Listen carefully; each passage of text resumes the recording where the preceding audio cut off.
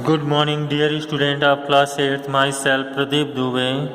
Dear student, I have taught you lesson 6, part first in earlier videos. This is the second part of this chapter, lesson 6. So, student, please mind and pay attention. Right? In which I explained about what conditions are necessary for combustion, in which I explained about combustible substance, supporter of combustion, and ignition temperature. Ignition temperatures, the lowest temperature at which a substance catch fire. सबसे lowest temperature जिस पर कोई भी combustible catch fire यानी आग लगती है. Right. Match sticks के बारे में मैंने बताया था आपको, and history of the match sticks. How do we control fire, कैसे हम कंट्रोल कर सकते हैं. इसमें 3 मैसेज दिए गए हैं. बाय रिमूविंग द फ्यूल्स जो ईंधन है यानी कंबस्टिबल सब्सटेंस है यानी जल दहन योग्य जो सब्सटेंस है उनको अगर हम रिमूव कर देते हैं तो we can control the fire. Right. जैसे जो भी अगर कहीं फायर लगी हुई है तो वहाँ पे आग है तो उसमें जो जलने वाला है उसको रिमूव कर देते हैं. राइट. रिमूव द हीट, वहाँ से अगर हीट को हम रिमूव करते हैं. Water is use to remove heat. Heat को रिमूव करने के लिए वाटर का यूज़ किया जाता है. Burning substance to make it too cool to burn further. Right. When water is thrown on burning substance, it gets cooled below its ignition temperature and stop burning. Right? The fire produced by burning oil, जो burning oils होते हैं तेल, petrol, light fire in frying pan, oil tank, petrol pumps and airports cannot be extinguished by using water. Water का use करके इनको हम बुझा नहीं सकते हैं क्योंकि this is because of following reason. Water is heavier than oil. Water जो है ऑयल से हैवियर होता है पेट्रोल से. So when water is thrown over the burning on petrol it water settle down, वो नीचे बैठ जाता है. And oil floats on the water and continues to burn. Right.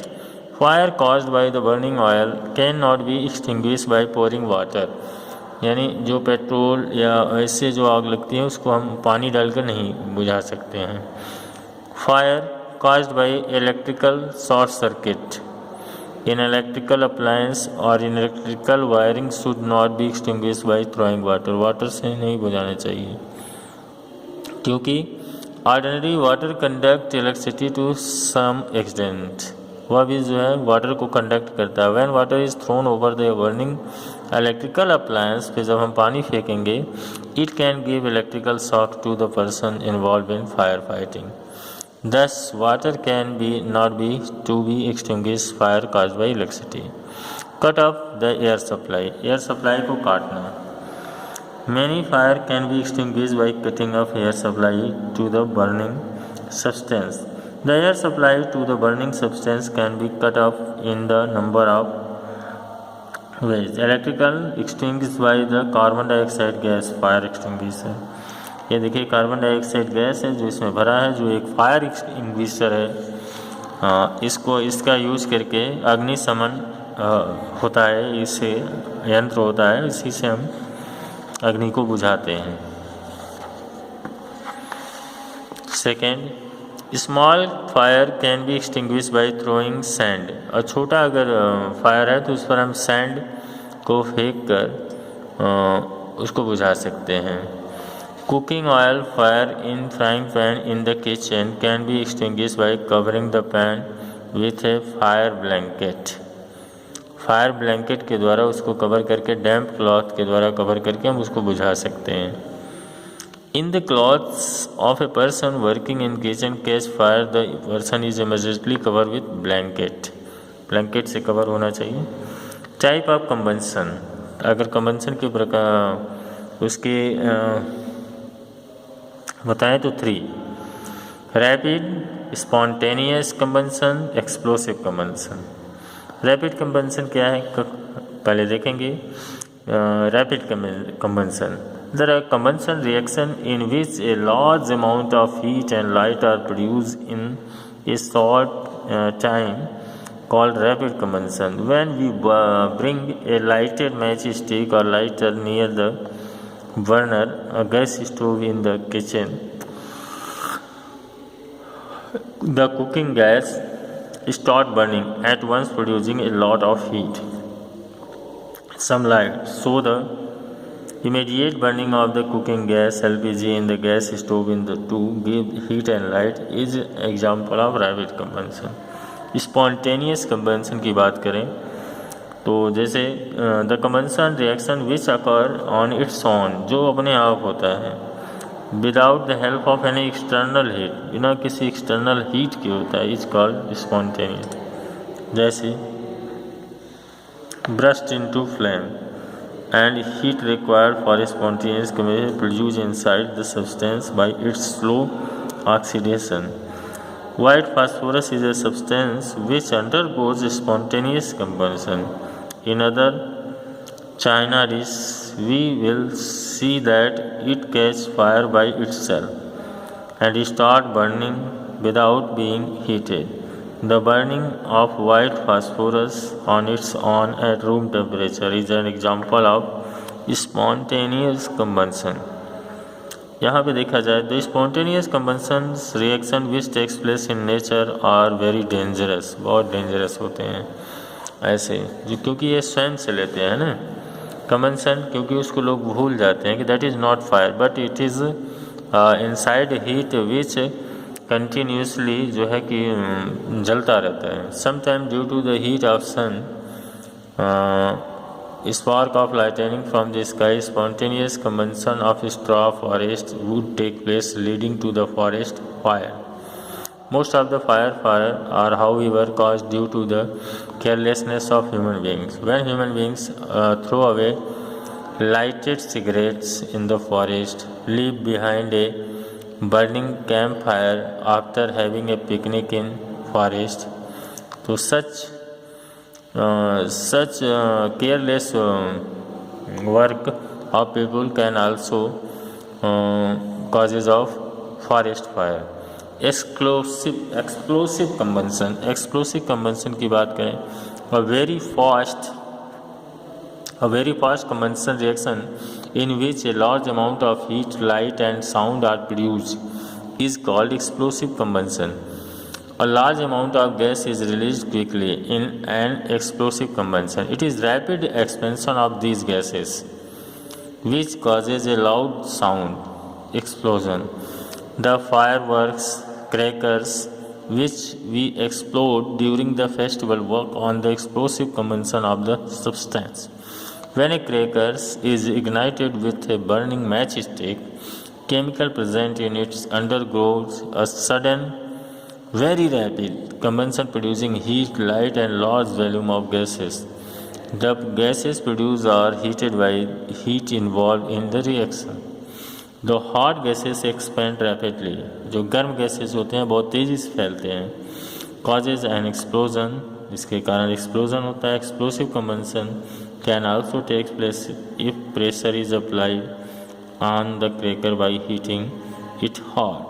We will now discuss the types of fuels. अब हम fuels के बारे में, ईंधन के बारे में जानेंगे, यानी कंबस्टिबल सब्सटेंस के बारे में जानेंगे। A material which is burnt to produce heat is called fuel.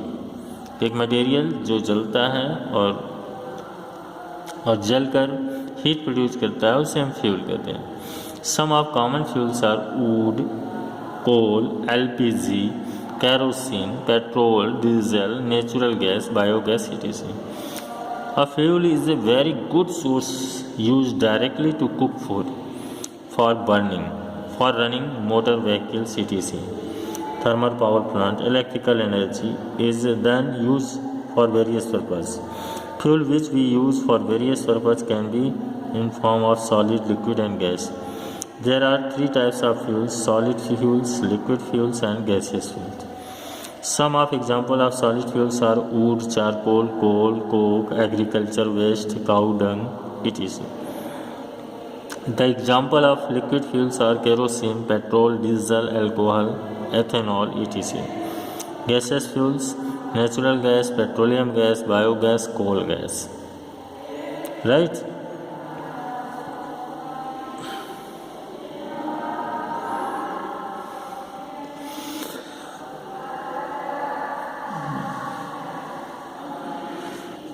अब fuel efficiency, calorific value of the fuels, मतलब कितना कैलोरी ऊर्जा जो देता है उसकी एफिशिएंसी पर वो डिपेंड करता है, उसकी कुशलता। किसे हम कुशल फ्यूल कर सकते हैं, किसे इनएफिशिएंट फ्यूल्स कर सकते हैं। All the fuels produce heat on burning, all the fuels however do not produce same amount of the heat, different fuels produce different amount of the heat on burning. Some fuels produce more heat, whereas some the amount of heat produced by the complete burning of 1 kilogram of fuel is called its calorific value. यदि 1 kilogram जलाने पे जितना